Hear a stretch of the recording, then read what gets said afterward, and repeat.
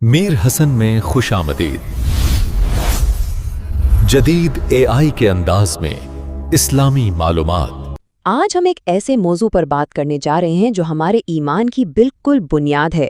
سوال یہ ہے کہ نبی آخر الزمان صلی اللہ علیہ وآلہ وسلم کے ہم پر کیا حقوق ہیں؟ تو چلیں فہم حقوق مصطفیٰ کی روشنی میں اس پورے تصور کو سمجھنے کی کوشش کرتے ہیں۔ اور یہ جو بات سکرین پر ہے نا، یہی ہمارے آج کے موضوع کا مرکز ہے، یعنی ایمان کی پوری عمارت ہی اس بات پر کھڑی ہے کہ نبی صلی اللہ علیہ وسلم کے حقوق کو پہچانا جائے اور پھر انہیں پورا بھی کیا جائے۔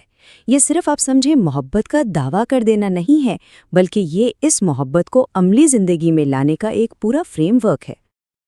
اور اسی پورے نظام کو حقوق النبی کہا جاتا ہے۔ تو یہ صرف کچھ اصول نہیں ہیں، بلکہ یہ ایک مکمل دینی اور علمی ڈھانچہ ہے جو ایک مومن کی زندگی کو ایک صحیح سمت دیتا ہے۔ تو اب اصل سوال یہ اٹھتا ہے کہ بھئی یہ حقوق آخر ہیں کیا، اور اتنے اہم کیوں ہیں کہ انہیں ایمان کی بنیاد کہا جا رہا ہے؟ چلیں اب ایک ایک کر کے ان کو کھولتے ہیں اور سمجھتے ہیں۔ تو سب سے پہلا اور کہہ لیں کہ سب سے بنیادی حق ہے حق تصدیق۔ یہ وہ فاؤنڈیشن ہے جس پر باقی تمام حقوق کی عمارت کھڑی ہوتی ہے۔ اس کے بغیر تو بات آگے بڑھ ہی نہیں سکتی۔ تو تصدیق کا سیدھا سا مطلب ہے نبی اکرم صلی اللہ علیہ وآلہ وسلم کی ہر بات کو سچا ماننا، مطلب آپ کی نبوت، آپ کا پیغام، آپ کی شخصیت، ہر چیز پر اتنا پختہ یقین ہو کہ اس میں شک کی ذرا سی بھی گنجائش نہ رہے۔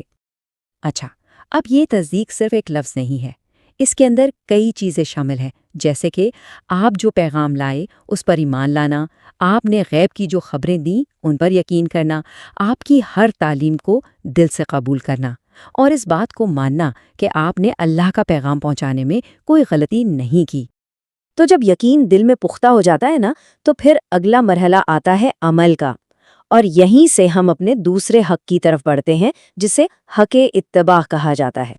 اتباع کا مطلب ہے پیروی کرنا، فالو کرنا، یعنی نبی اکرم صلی اللہ علیہ وآلہ وسلم کی زندگی کو، جسے ہم سنت بھی کہتے ہیں، اپنی زندگی کے لیے ایک رول ماڈل، ایک طرح کا بلو پرنٹ بنا لینا۔ اور یہاں یہ بات بہت اہم ہے کہ یہ اتباع صرف عبادات مطلب نماز روزے تک محدود نہیں، بلکہ یہ ہماری ذاتی عادتوں سے لے کر ہمارے اخلاق اور لوگوں کے ساتھ ہمارے معاملات تک، یعنی زندگی کے ہر پہلو کو کور کرتا ہے۔ اب یہاں ایک بڑا دلچسپ نقطہ سامنے آتا ہے۔ اتباع سے ہی جڑی ہوئی ایک اور چیز ہے، ایک اور حق جو اس سے تھوڑا سا الگ ہے، اور وہ ہے حق اطاعت۔ دیکھیں، ان دونوں میں ایک بہت باریک لیکن اہم فرق ہے۔ اتباع کیا ہے؟ وہ ہے اپنی زندگی کو نبی صلی اللہ علیہ وآلہ وسلم کے نمونے پر ڈھالنے کی کوشش کرنا۔ یہ ایک ایکٹیو چوائس ہے، جبکہ اطاعت ہے آپ کے ہر حکم کو ماننا اور جس چیز سے آپ نے منع کیا اس سے رک جانا۔ تو اتباع ایک طرح کی کوشش ہے، لیکن اطاعت ایک لازمی فرض ہے۔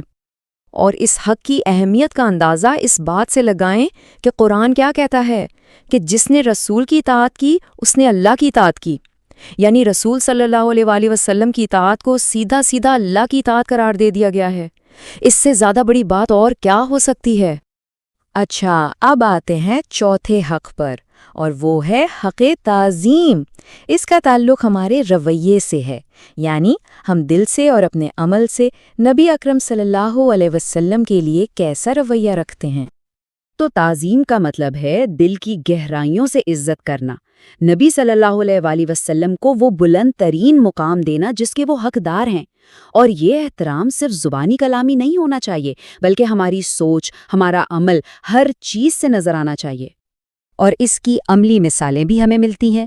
یہ صرف دل میں رکھنے والا احساس نہیں ہے، بلکہ اس کا اظہار ہمارے ایکشن سے ہوتا ہے۔ کیسے؟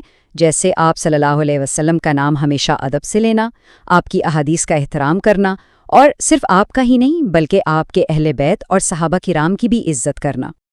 تو احترام سے ایک قدم اور آگے بڑھیں تو بات آتی ہے محبت کی۔ یہ ہے پانچواں حق، حق محبت۔ اور یہ کوئی عام محبت نہیں ہے، مطلب کسی سے بس اچھا لگاؤ ہونا نہیں، یہ وہ محبت ہے جسے ہر دوسری محبت پر فوقیت دینی ہے، اپنی جان سے بھی زیادہ، اپنے گھر والوں سے، اپنے مال سے، دنیا کی ہر چیز سے بڑھ کر۔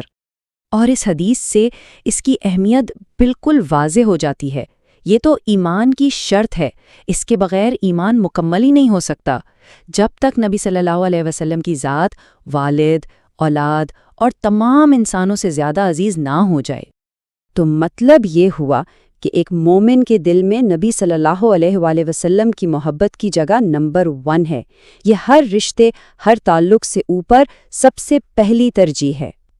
اچھا، تو یہ سارے حقوق ہمیں ایک آخری حق کی طرف لے کر جاتے ہیں جو ایک طرح سے ان سب کا نچوڑ ہے، اور وہ ہے حق توقیر۔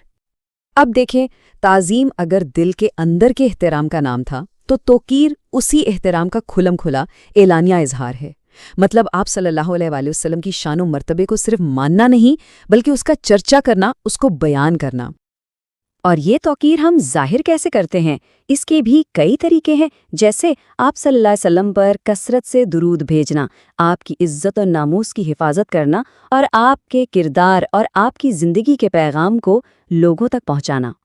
تو آخر میں اگر ہم ان تمام 6 حقوق کو ایک ساتھ دیکھیں تو یہ الگ الگ کھانے نہیں ہیں، بلکہ یہ سب مل کر ایک مکمل سسٹم بناتے ہیں، ایک ایسا نظام جو ایک مومن کے ایمان، اس کے عمل اور نبی صلی اللہ علیہ وسلم کے ساتھ اس کے تعلق کی پوری تصویر پیش کرتا ہے۔